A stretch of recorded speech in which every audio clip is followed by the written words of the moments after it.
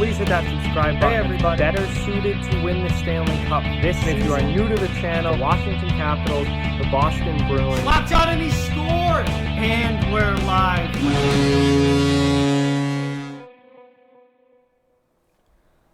Hey everybody. So we talked about the top 10 restricted free agents coming up in the offseason this season in 2020. But that list did not include goaltenders. So now I want to talk about notable RFA goaltenders whose contracts are up this summer and will need new contracts, and whether or not I think they stay with their current team or if they go somewhere else. Before we get into it, I just have to ask that you please hit that subscribe button and follow along for all my hockey content, and give this video a thumbs up if you haven't already, as both of those things greatly help out the channel and are very, very much appreciated. But let's get right into it here. This isn't a top 10 list or anything. I didn't order these in any particular order because there aren't a whole lot. It's definitely not a full list of 10 here, but I just want to talk about some of the notable restricted free agent goaltenders coming up here this offseason, starting with Mackenzie Blackwood of the New Jersey Devils.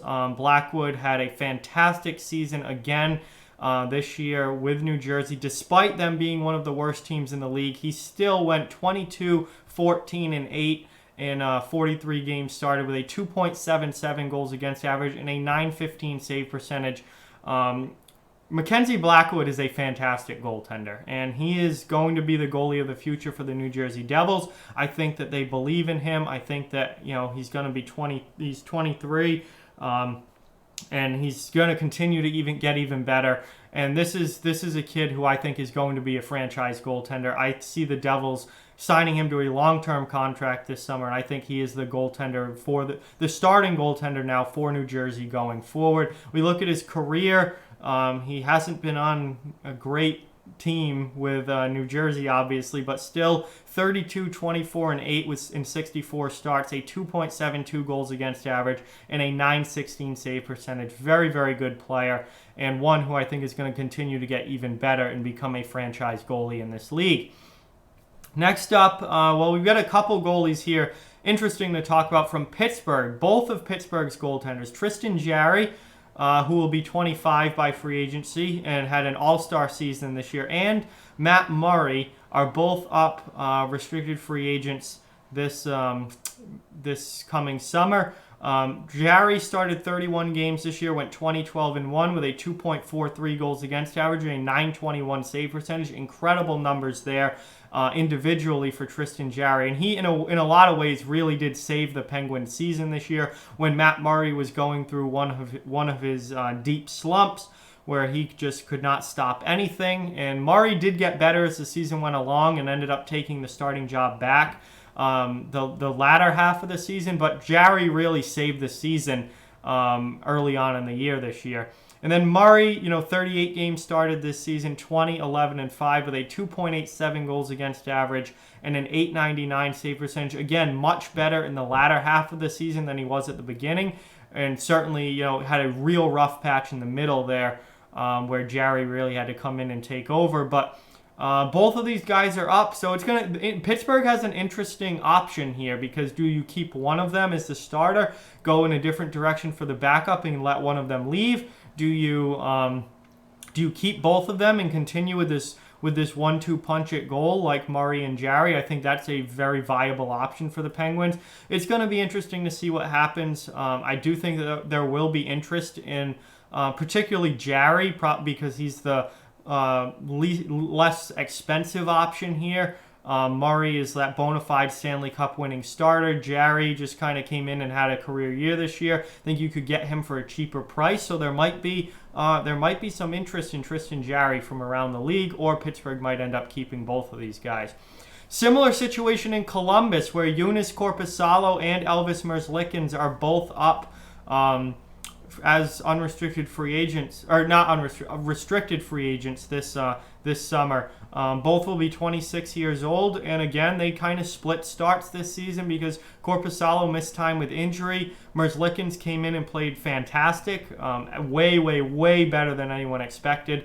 Korpisalo got 35 starts this year. Merzlikins got 31. Korpisalo went 19-12-5 with a 2.60 goals against, a 9.11 save percentage. Merzlikins had the lesser record at 13-9-8, but he had a 2.35 goals against average and a 9.23. Yes, a 9.23 save percentage this year in his first action at the NHL level.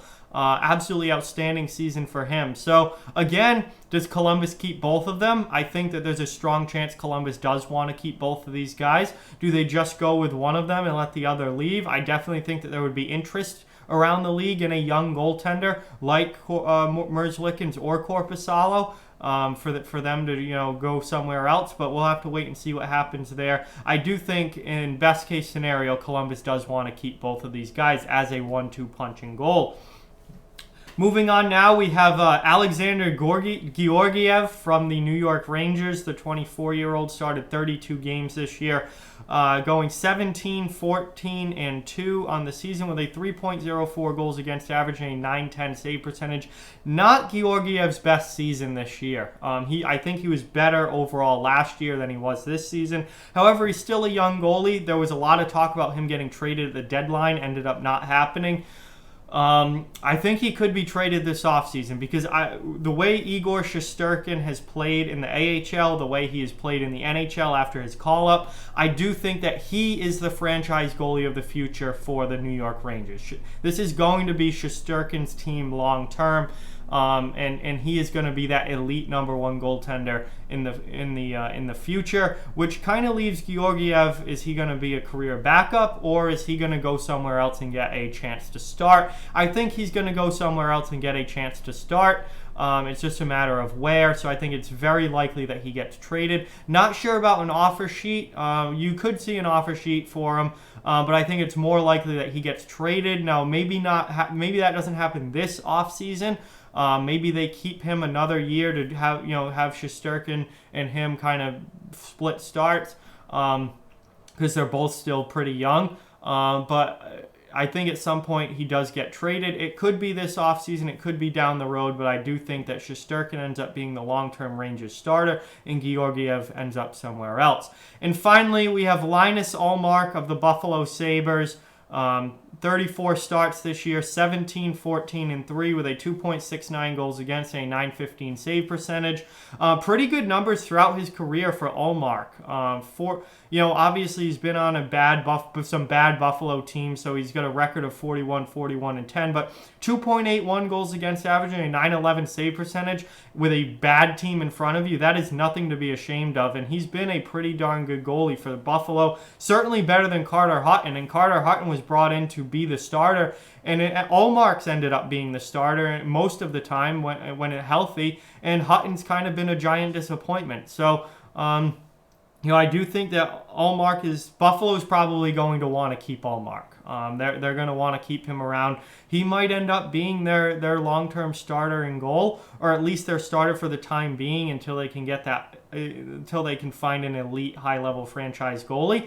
But Carter Hutton isn't cutting it. Omark's been the better goalie, so I do think Buffalo is going to want to keep him around. But there you have it, guys. We'll see what happens with these particular goaltenders come the summertime, but they are all RFAs this season, at the end of this season, and it's going to be interesting to see what happens with them, whether they stay with their current teams, whether they get shipped somewhere else in a trade, whether they get offer sheeted. There are some very, very good young goaltenders who have contracts expiring at the end of this season. So we'll have to see what happens. I think a lot of these guys have bright futures ahead of them at the NHL level. And it's going to be interesting to see if they stay with their current teams or if they end up somewhere else. But with that, like, comment, share, subscribe, follow on social media. All those links are down in the description below. If you want to further support the channel, the links to our Patreon and merchandise store are down in the description as well. Keep spreading the word about this channel. Let's keep this thing growing. Thank you very much for watching. Hope you enjoyed the video, and I'll talk to you guys soon.